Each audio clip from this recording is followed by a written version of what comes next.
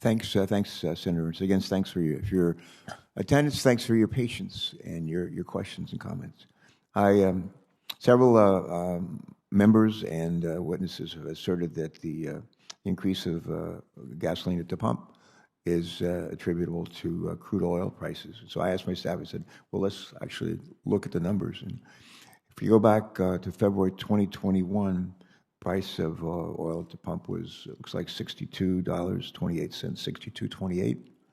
$62.28. The price today is $94, roughly $94 per barrel. That's an increase of about 51%. So those are interesting numbers. All righty. I've got a couple of questions, and Senator Capito, you may have some wrap-up questions as well. And before we do that, Senator Wicker, Roger's going to try to get here. Maybe he's joining us remotely. Senator Wicker, are you out there anywhere? No, he's not going to be able to come. Okay, thanks. All right. A couple of questions. Again, the first one that I'd like to ask is, or the next one I'd like to ask Ms. Nguyen, with respect to eligible fuels.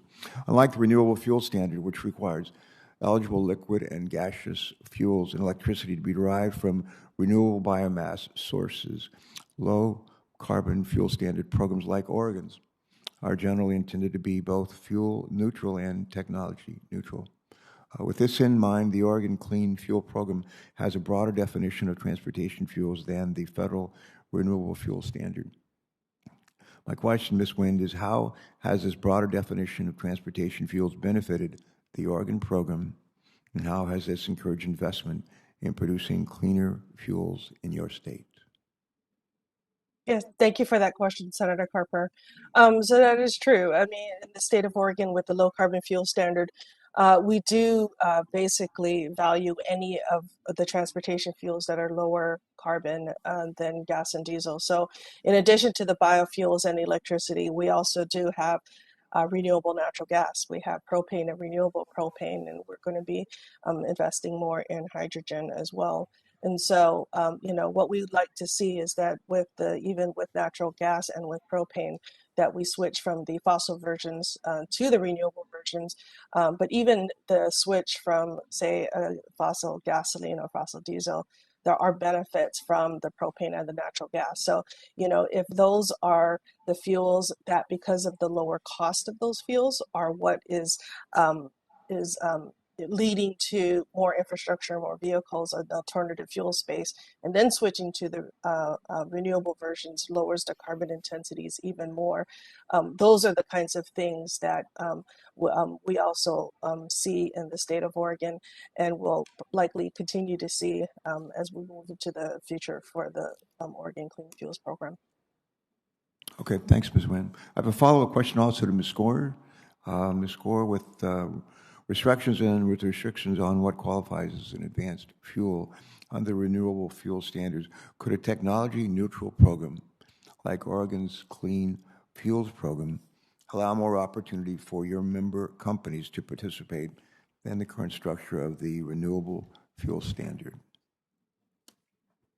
Thank you for the question. Yes, we are a low-carbon fuel, so we do very much appreciate the concept of a low-carbon fuel standard. Importantly, as you stated, Senator, making sure that this is technology neutral. And so this is where the carbon modeling comes into play. And we've got to make sure that you are evaluating the full life cycle analysis of biofuels like ethanol, that you are considering all of the low-carbon farming practices that continue to bring down the carbon intensity of our fuel. So if you have a program that is truly technology neutral, that reflects the current state-of-the-art science and the innovation taking place throughout industry, that allows for use of higher biofuel blends like an E15, that's a place where we can play, and I think we'll be able to really help in terms of achieve some of our collective low-carbon goals. I will add that that's very complementary to the RFS. So the two programs work well in tandem. I think Ms. Wind talked earlier about that value stack to continue making sure the lowest of the low would go into a market like in Oregon.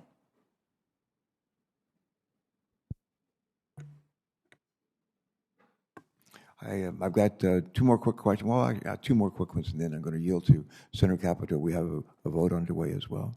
This is a question for the entire panel, and I'd ask, let me say, I appreciate the perspectives I think we all do, the perspectives that our panel has shared with us today. I want to compliment our staffs for pulling you all together, and thank you for joining us in person and remotely. But I hope that this dialogue can help inform thoughtful action to support the future of this important program. And with that said, I also recognize the challenges in forging a path forward for the renewable fuel standard that satisfies everyone and the potential need for compromise and collaboration. In closing, I'm just going to ask each of you to take just half a minute, if you will, to tell us what you believe, where you believe there might be common ground for all of us on this panel as we deliberate this issue going forward, and we will.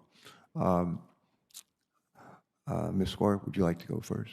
Certainly, thank you. I heard a lot of consensus about the importance of competition, about the importance of marketplace certainty, and the importance of consumer choice as we make sure that we drive toward low carbon fuel options for consumers that are affordable and available. And this is a place where biofuels really have a role to play. What we need is a renewable fuel standard that is enforced.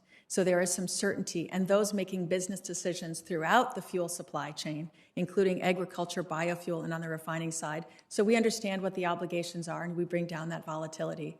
And so we look forward to seeing the EPA fix and finalize the blending obligations for 20 and 21 and 22 as expeditiously as possible. That kind of certainty is going to be something that's going to be good for all parties. Thank you. Senator Ernst, do you have one more question? Thank you, Mr. Chair. Just very briefly, because I think I've gotten most of the answers for my questions, but I would like Ms. Score, Emily, would you respond about give a statement or thoughts on the anti-ethanol study that was done earlier this week? I appreciate the comment. Thank you. Yes, I'm familiar with that. And it's really very concerning when you look at the manipulation of the science and data, the unorthodox methodology that leads to really fictitious and erroneous conclusions. In short, you've got a piece of work that's untethered from reality. You look at the totality of science and the consensus of EPA, Department of Energy's Argonne National Labs, California Air Resources Board, Oregon's Department of Environmental Quality, and of course, many academicians and scientists.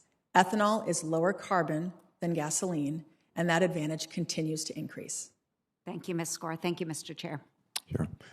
Senator Capito has one last question, then I'll ask the remainder of my time to go to three of our witnesses, and then we'll wrap it up. Thank you, Mr. Chairman. Yeah, I do have to